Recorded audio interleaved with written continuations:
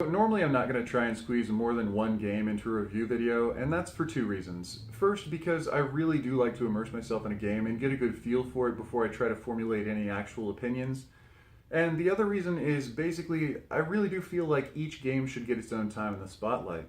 Now, while these two games are both puzzlers, they could not be further apart as far as gameplay and enjoyability.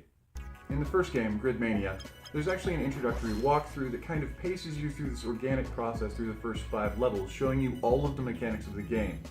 Though actual different features of the map you'll be playing on may change, those features are static, and that is how you will play every level. The next game, Tactical Mind, actually poises itself kind of like chess, kind of like Risk or Stratego. It is definitely a strategy game, and that comes through in the title of Tactical Mind. Of course we would expect there to be some differences in the type of gameplay, but between one and the other, one being a puzzler, one being a tactical game, you really wouldn't expect the same publisher or game producer to actually put games that are so different for their learning dynamics and learning curves. As I mentioned before, the first game actually has this kind of organic walkthrough that it leads you through as you're solving puzzles. So as you're learning one new way to move around the little orbs to the little squares, you're actually learning ways to play the game by solving puzzles, which as the difficulty increases for the game mechanics and the actual walkthrough, the difficulty of the game will continue to decrease as you play. So therefore, you're not actually establishing anything different. The walkthrough is not abrasive, it is not affecting your gameplay, and it's definitely not keeping you from playing the game. The other game, Tactical Mind, does have a walkthrough tutorial, but it's actually something you have to select, and if you're someone like me who doesn't normally do that, you are left at a dead lurch. You will never be able to beat that first level on your own because you'll have no idea what's going on. The menus are not intuitive, the controls are definitely not intuitive, and unless you were one of the designers of this game, you might not make it past level 2 or 3. More or less, you start with a set of pawns and 1 crystal, which actually gives you energy. You use this energy in each turn, whether that is to build new pawns, to level up existing pawns, to attack enemies, to prevent enemies from attacking you, or what have you. Now, while this does sound like a pretty cool mechanic for a tactical game, the problem with playing against the game's AI for this is the fact that the AI knows all of the rules, and you don't. So while you're learning, the AI is exploiting everything it can possibly do to win the game. Now, this is great for difficulty, and there are multiple difficulty settings. But even on normal difficulty, this game takes multiple passes to pass any of the maps, because it is just so difficult to navigate against a player who is literally part of the game. Now you might be thinking, why hate on the AI? Why not just play the game and get better at it, right? Because the AI is just an AI, you should be able to exploit it. Well, the real thing is I'm not hating on the AI. What I am doing is pointing out the obvious flaw.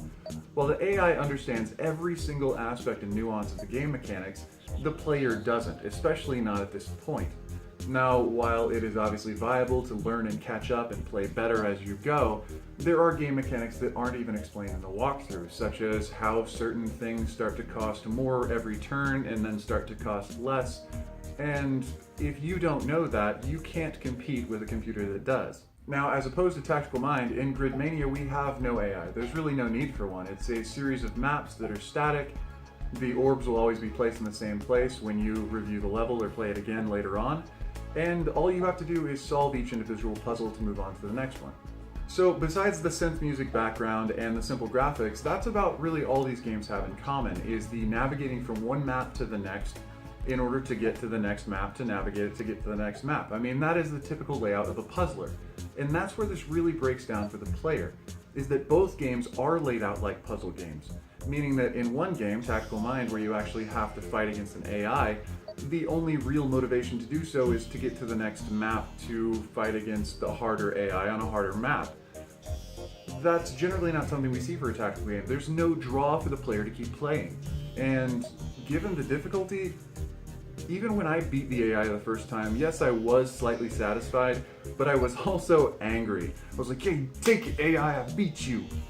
And that did motivate me to try a few hundred times on the second map, but I really don't want to play the third map after even seeing it. I just don't.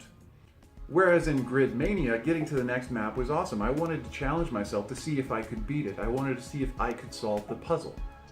Now, when I had originally found Cubic Games through Mania, I really wanted to jump on their bandwagon. I thought it was a company that would produce legitimately great puzzling games. And I think that that's due to my heritage as a gamer. You find one developer producing one type of game and they just continue to go on. Maybe have a flaw every now and then, but for the most part, you're going to get that style of game again and again and again. And if you continue liking that style of game, you're going to continue liking those games from that company. But these two games from the same company could be no more different, though they did use a lot of the same similar mechanics, the same type of graphic imagery, the same type of layout, even the same music for the most part. And I guess if I'd have to make a recommendation, if you like puzzles, Mania is the thing. If you like being frustrated or you like legitimately difficult tactical games with really no payoff at the end, yeah, go for Tactical Mind. So I suppose all in all, we have to look at these games for what they really are. They are both puzzler games because they're set up and presented as such. But one is a very difficult game where you're probably due to rage quit after a little while, and thank God the game is cheap. And the other one is a legitimately satisfying puzzle game. And I gotta say, when I first got into it, I got wrapped up into it. I looked at the clock, it had already been an hour and a half, and I still want to go back and play after I'm done making this video. Well, that's about it for those two puzzle games. If you enjoyed the review or found it helpful, feel free to throw me a like, and don't forget to subscribe for the latest content. There's new video game reviews and gameplay videos coming out every single week. Anyway, this has been Budget Gamer. Thanks for watching. Seriously.